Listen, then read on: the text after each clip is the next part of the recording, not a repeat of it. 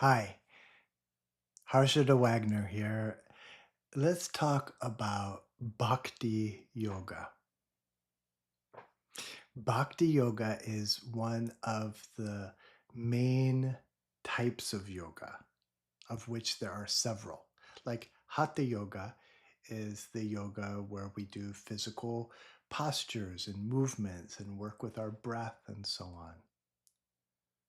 Then there's Karma Yoga, where we work with our actions and we look at our relationship to work and service and use that as a spiritual path.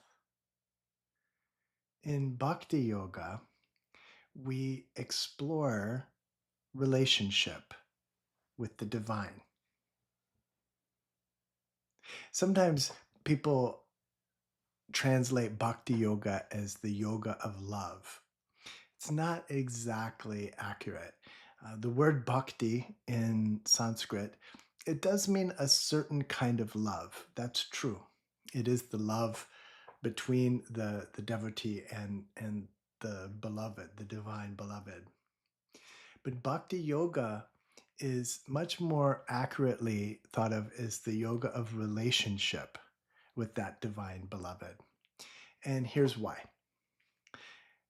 The popular bhakti yoga practices like chanting, nama sankirtana or kirtan as it's called, are very joyous and celebratory oftentimes when we experience them.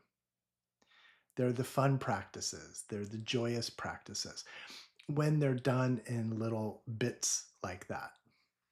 But bhakti yoga isn't just chanting and it's not just celebration. Bhakti yoga is a very sophisticated spiritual path in which we dedicate everything of our life to that divine beloved. So everything in life is not always joyous. Sometimes there's joy, sometimes there's celebration, but there's also sorrow, there's also fear, there's also grief. And in Bhakti Yoga, we bring all of that into our spiritual practice. We bring it into all of the Bhakti Yoga practices, including the chanting. Yes, sometimes the Nama Sankirtana can be very beautiful and musical. Of course, we know so many now famous recording artists who record these mantras and these Nama Sankirtanas as a beautiful form of artwork, of musical artwork.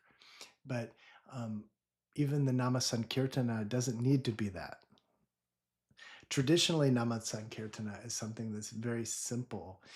It's rhythmic and is sometimes accompanied with instruments like harmonium or hand cymbals or drums, but it's not meant to be a display as such. It's not meant to be something that is done for its artistic beauty as much as it is an outlet for our feelings that we want to express to the divine beloved.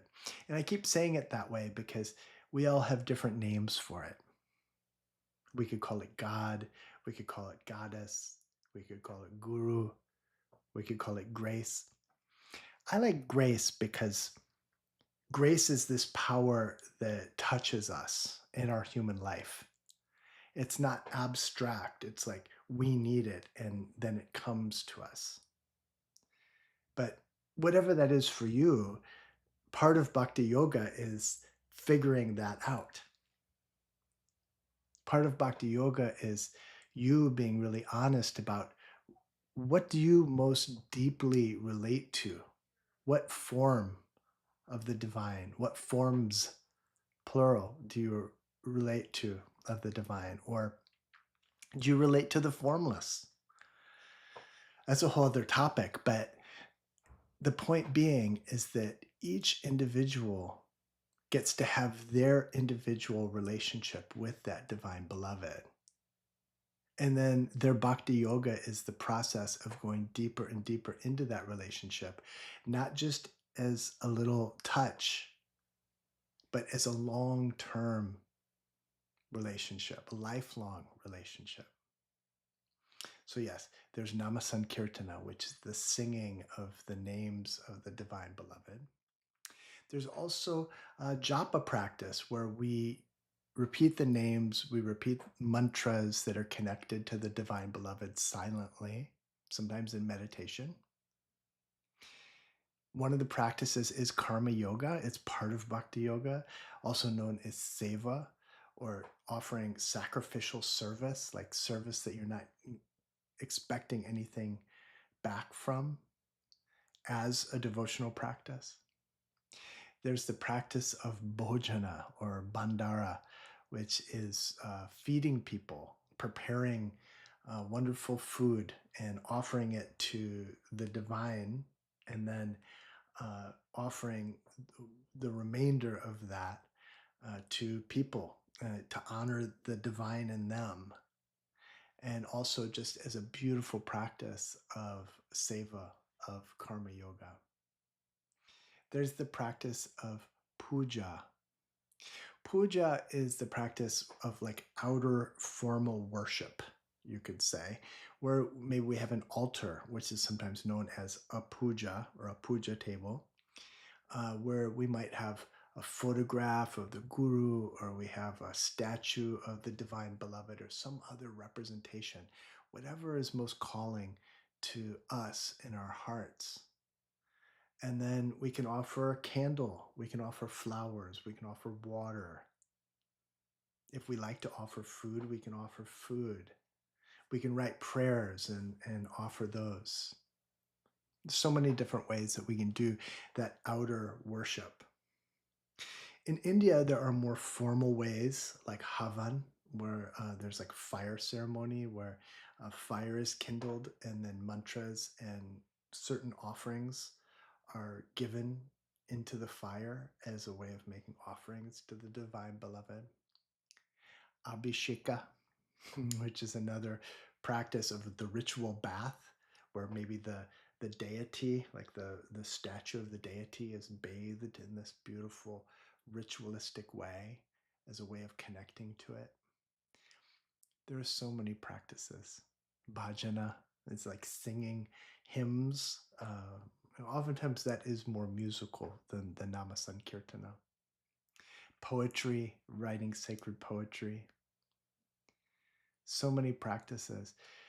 The point being is that in bhakti yoga, what's happening, the main thing that's happening is we're taking that divine beloved and we're putting it in the middle of our life. We're putting that as the center point, as the most important thing, so that all of the other elements of our life can organize themselves around that divine beloved relationship. Instead of that divine beloved being one of the things in our life. It's a subtle distinction, but it's a profound one. And this is the distinction of bhakti yoga, at least the way that we teach it in my community. It's not about how much practice you do. It's not about how even deeply you feel the devotion, because look, like in any relationship, that comes and goes. There are days that are very dry. There's days that we're very cut off from the divine or even angry at the divine. That's okay. The point isn't about how devoted we feel all the time. It's how much we keep the divine in that priority place. That's really the essence of bhakti yoga. There's so much you can learn about it. And I'd love to talk about this more. But just for the sake of this and giving you a sense of what do we mean when we say bhakti yoga? That's what it means. It's that relationship with the divine beloved and learning to put that divine beloved in the center of our life and dedicate all the elements of our life into that relationship. So we're never alone. We don't have to face this life that can be very hard without that support of our divine beloved, whatever that means to you. I think that's it for now. Thank you so much for joining me, and hope to talk about this more with you sometime. Much love. Bye bye.